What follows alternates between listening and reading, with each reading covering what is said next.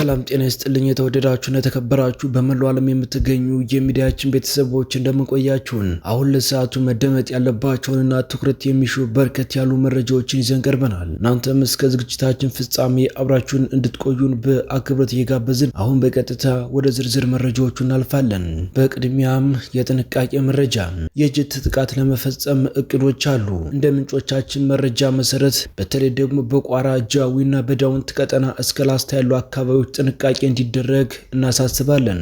በሌላ በኩል በሰሜን ጎጃምና በደቡብ ጎንደር አይምባ፣ አርማጮ፣ መተማ ድረስ የሚሸፍን የድሮን አሰሳዎች እንዳሉም ለማወቅ ተችሏል። ይህ በእንዲህ እንዳለ 90% የሚሆነው የአማራ ክልል አካባቢ በፋኖ ቁጥጥር ስር ስለመግባቱ የኦሮሚያው ክልል ፕሬዝዳንት መናገራቸው ተሰምተዋል። ከቀናት በፊት 3.5 ቢሊዮን በሚደርስ ብር የጦር መሳሪያ ግዢ የፈጸሙት የኦሮሚያ ክልል ፕሬዝዳንት አቶ ሽመልስ አብዲሳ 90% የሚሆነው የአማራ ክልል አካባቢ በፋኖ ቁጥጥር ስር መግባቱን በጨፌ ኦሮሚያ አዳራሽ በተካሄደ ስብሰባ ላይ ተናግረዋል። ፕሬዝዳንቱ አክለውም የፋኖ እንቅስቃሴ በዚሁ የሚቀጥል ከሆነ ወደ ኦሮሚያ ክልል ተሻግሮ የብልጽግና መዋቅርን ሊያፈራርስብን ይችላል ሲሉ ግምገማቸውን አቅርበዋል። በሚያስተዳድሩ ክልል በሺዎች የሚቆጠሩ የአማራ ተወላጆችን በጅምላ ያስገደሉትና በመቶ ሺዎች የሚቆጠሩትን ደግሞ ያፈናቀሉት አቶ ሽመልስ አብዲሳ ከሰሞኑ በጨፌ ኦሮሚያ ምክር ቤት አዳራሽ በተካሄደ አንድ የካድሬዎች ስብሰባ ላይ ባደረጉት ንግግር ፋኖ 90% የሚሆነውን የአማራ ክልል አካባቢ መቆጣጠሩንና በዚህ ሳይገደብ ወደፊት እየገሰገሰ መሆኑን ተናግረዋል ተብሏል። በስብሰባው ላይ ራሳቸውን የኦሮሞ ምሁራን በሚል የሚጠሩት በርካታ ኃይሎች የተገኙ ሲሆን ከዚህ አልፎ የብልጽግና ፓርቲ ከፍተኛ አመራሮችም መታደማቸው ተገልጿል። በዚህ ስብሰባ ላይ ንግግር ያደረጉት ፕሬዝዳንቱ የፋኖ ግስጋሴ እጅግ አስጊ ደረጃ ላይ ደርሷል ያሉ ሲሆን ይህም በክልላችን የሚገኘውን የብልጽግና መዋቅር ሊያፈርስብን ይችላል በሚል ግምገማቸውን አቅርበዋል ሲሉ ምንጮቻችን ተናግረዋል። እኛ የአማራ ብልጽግና ብለን ከምንጠራው የክልሉ አመራር መካከል 99 ከፋኖ ጋር እንደሚሰራና ከኛ ከብልጽግና ጋር ይልቅ ለጽንፈኛው ቡድን እንደሚያግዝ አረጋግጠናል ሲሉ ነው አመራሩ ቃል በቃል የተናገሩት። ፕሬዝዳንቱ አክለውም ጽንፈኛውን ኃይል እያጸዳን ክልሉን ወደ ሰላማዊ እንቅስቃሴ እየመለስን ነው የሚል ፕሮፓጋንዳ በየሚዲያዎቻቸውና በአክቲቪስቶቻቸው በተደጋጋሚ ቢናገሩም እውነታው ግን ይህ አይደለም ያሉ ሲሆን 90% የሚሆነው የክልሉ አካባቢ የሚተዳደረው በጽንፈኛው ቡድንና የሱን አጀንዳ ተሸካሚ በሆኑ ነገር ግን የብልጽግና ልብስ በለበሱ ካድሬዎች ነው በማለት በአማራ ክልል ነገሮች እንደታሰቡት እየሄዱ አለመሆናቸውን አፍረጥርጠው ገልጸዋል። በአማራ ጥላቻ ያበዱ ናቸው የሚባሉት አቶ ሽመልስ አብዲሳ የፋኖ ግስጋሴ አስጊ ደረጃ ላይ በመድረሱ ገልጸው ከአማራ ክልል አልፎ ወደ ኦሮሚያ ክልል ተሻግሮ መዋቅራችን እንዳያፈራርስብን ለመከላከል የመሳሪያና የሰው ኃይል በማሰባሰብ ላይ እንገኛለን ሲሉ በስብሰባው ተደምጠዋል። የኦሮሚያ ክልል አስተዳደር የ3.5 ቢሊዮን ብር የመሳሪያ ግዢ መፈጸሙን ከሰሞኑ መዘገባችን ይታወሳል። ወደ ሌላኛው መረጃዎቻችን ስናልፍ በአማራ ክልል የሚደረገው ውጊያ ተባብሶ ቀጥሏል። በምዕራብ ወሎ ቀጠና ገረንጅና አጋምሳ የነበሩ የኮንክሪት ምሽጎችም ተሰባብረዋል። የአማራ ፋኖ በወሎ ንጉስ ሚካኤል ኮር መብረቅ ክፍለ ጦር ገረንጅ ላይ ጠላት መሽጎበት የነበረው ልዩ ቦታ አጋምሳና ገለሌ ተብሎ ከሚጠራው ቦታ ያለን ኮንክሪት ምሽግ ደርምሶ በመግባት አገዛዙን በመረምረም ታላቅ ድል ተጎናጽፈዋል። በትናንትናው ዕለት መጋቢት 3 2017 ዓ.ም ከንጋት ጀምሮ በአርበኛ ንጉስ ሳዲድ የሚመራው መብረቅ ክፍለ ጦር በቅርቡ ተመርቀው የወጡት ልዩ ኮማንዶ ነብሮ ብርጌድ ንስር ሻለቃና አዳነ ሀብት ነው ብርጌድ በጥምረት በመሆን አገዛዙ ከመሸገባቸው ቦታዎች በማፈን የዙፋን ጠባቂ ሁለት ከፍተኛ አመራሮች 100 አለቃና አንድ ዘመቻ መሪና 17 እግረኛ በድምሩ 19 ሙት 3 አምቡላንስ ቁስለኛ ጭኖ ወደ መጣበት ፈርጥቷል።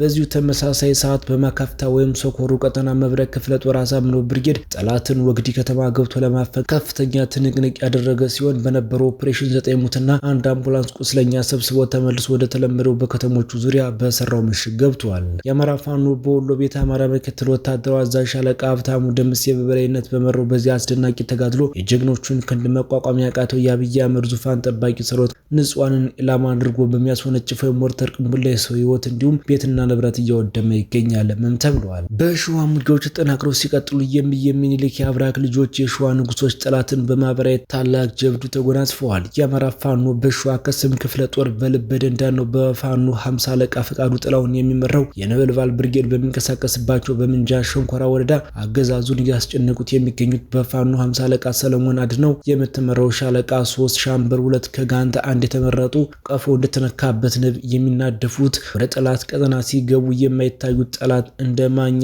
ጤፍ አብራይተውት ታሪክ ሰርተው የሚወጡት ፋኖች አመሻሹ ወደ ጠላት ቀጠና ሰርገው በመግባት ደፈጣ ካደረጉ በኋላ ከባልጭ ከተማ ወደ ዩኒየን አዳራሽ ወደ ጎሬው ሊወተፍ በሶስት ሰልፍ ሲግበሰበስ የነበረውን የአገዛዙን ሰራዊት በመግባት ደፈጣ የዘረጉት የነበልባል አናብስቶች አገዛዙ በሚገባ ለጨበጣ ተኩስ በሚሆን መልኩ ሲቀርባቸው ያቀባበሉትን ክላሻቸው ወድረው ምላጩን በመሳብ የአብይ አህመድ ወታደር ላይ ተተኩሶ የማይሳተውን ጥይታቸውን በጠላት ግንባር እየተኮሱ አሰቃይተውታል። በዚህም በርካታ የአገዛዙ ሰራዊት እስከ ወዲያኛው ተሸኝቷል። በተመሳሳይ የአማራ ፋኖ በጎጃም አገው ምድር ክፍለ ጦር በትሊሊ ዘንገና ብርጌድ ስር የምትገኘው ቡያ ሻለቃ ታሪክ ሰርታለች። በትናንትናው ዕለት ወንበዴው ቡድን ከሚያዝያ 1 ጀምሮ ፋኖን አጸዳለሁ በሚል ዘመቻ ወደ አሸፋ ቀጠና አንድ ኮር ማለትም ከ23ኛ 73ኛ እና 75ኛ ክፍለ ጦር የተውጣጣ ዘራፊ ቡድን ያሰማራ ቢሆንም የትሊሊ ዘንገና ብርጌድ ቡያ ሻለቃ ትሊሊ ከተማ ዘልቆ በመግባት ወዳደር የአድማ ብተና ኃይልና ዙፋን አስጠባቂውን ዘረኛ መከላከያ ተብዬ ሰራዊት አፈር አብልቶታል። በዚያ ወደ ውጊያ 8 የአገዛዙ ኃይል እስከ ወዳኛው ሲወገዱ 5 ቁስለኛ በማድረግ የብልጽግና ሰራዊት በውር ድንበር መድፍ ሲያስተኩስ ውሏል። ይህ የዘንገና ብርጌድ ቡያ ሻለቃ ከሳምንት በፊት አዘና ከተማ በመግባት አጥቦ አይለብስ የሆነ 25 የሚኒሻ አባላትን ድባቅ በመምታት የተረፈው እንዲበተን ሌላው እየከዳ ወደ ዘንገና ብርጌድ እንዲቀላቀል አድርገውታል። ይህ በእንዲህ እንዳለ በትናንትናው ዕለት ጎጃም አገው ምድር ክፍለ ጦር በትሊሊ ዘንገና ብርጌድ ጊዮን ሰከላ ብርጌድ ለ4ኛ ጊዜ ባደረጉት የተቀናጀ ዘመቻ አገዛዙ ከባድ ምት አስተናግዶ ከ30 በላይ ሞት ቁሳዊና ምርኮኛ ሆነዋል። በዚህ የተበሳጨው ኃይል አስተዳድረዋለሁ በሚለው ህዝብ ላይ ተደጋጋሚ መድፍ ከእንጅባራ ሆኖ በመወርወር የ6 ንጹሃን ህይወት ቀጥፏል።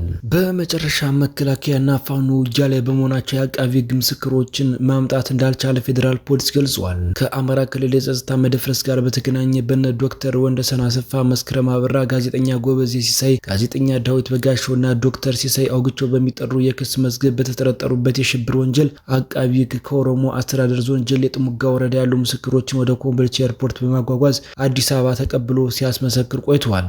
ይሁን እንጂ በዛሬው ዕለት ከጀሌ ጥሙጋ የተነሱት የአቃቢ ህግ ምስክሮች ወደ ኮምቦልቻ ኤርፖርት ሲጓጓዙ መንገድ ላይ በፋኖ ታጣቂዎችና መከላከያ ሰራዊት መካከል በተደረገው ጦርነት ምክንያት ምስክሮቹ አዲስ አበባ የፌዴራል ከፍተኛ ፍርድ ቤት ልደታ ምድብ የሽብር ወንጀል ችሎት በወቅቱ መድረስ አለመቻላቸውን ምስክሮቹን የሚያጓጉዘው የፌዴራል ፖሊስ ለፍርድ ቤቱ በደብዳቤ እንደገለጸ የደረሰን መረጃ ያሳያል። መዝገቡን የያዘው አቃቢ ህግ አቶ ናትናኤል ስንታየው ስለ ጉዳዩ እንዲያስረዱ ተጠይቀው ምስክሮቹ በተጠርጣሪዎቹ ላይ እንዳይመሰክሩ ሆን ተብሎ ጦርነት እየተካሄደ ነው ሲሉ አስረድተዋል። ችሎቱ በበኩሉ ተጠርጣሪዎቹ ከ2 ዓመት በላይ በስር ላይ ስለቆዩ አቃቢ ህግ በሰበብ አስባቡ ምክንያት እየጠቀሰ ከዚህ በላይ መዘግየት የለበትም ብሎ እንዳሳሰበ የደረሰን መረጃ ይጠቁማል። የተወደዳችሁና የተከበራችሁ በመላው ዓለም የምትገኙ የሚዲያችን ቤተሰቦች ለሰዓቱ ያዝናቸው መረጃዎች እነዚህን መስሉ ነበር። እናንተም እስከ ዝግጅታችን ፍጻሜ አብራችሁን ስለቆያችሁ ምስጋናችን ከልብ ነው። በሌላ አዲስና ወቅታዊ መረጃ እስከምንገናኝ በያላችሁበት ሁሉ ሰላሙን ተመኘን። ጤና ይስጥልን።